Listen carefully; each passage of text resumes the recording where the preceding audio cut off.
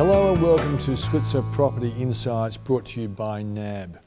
Property is a great investment, particularly at the moment when interest rates are so low and look like they might be low for quite a while longer.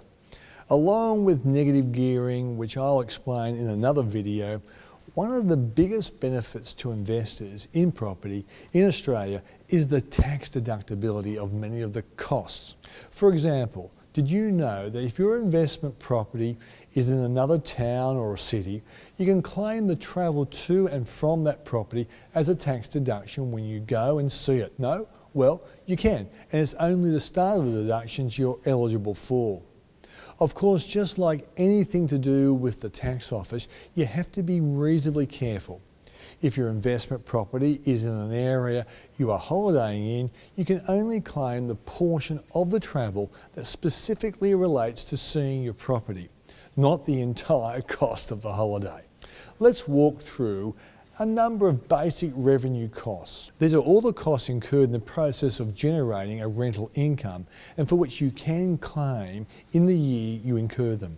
On the screen now is a list of some of the most common ones. Advertising for a tenant, loan interest and bank fees, body corporate fees, rates, energy and water bills, land tax, cleaning, mowing, gardening, repairs and maintenance, building contents, liability and landlord's insurance, accountancy fees, property management fees, legal fees not relating to the actual purchase, tax-related expenses, pest control, security patrol fees, stationery, postage and telephone, travel expenses when inspecting the property, and anything that is related to the property.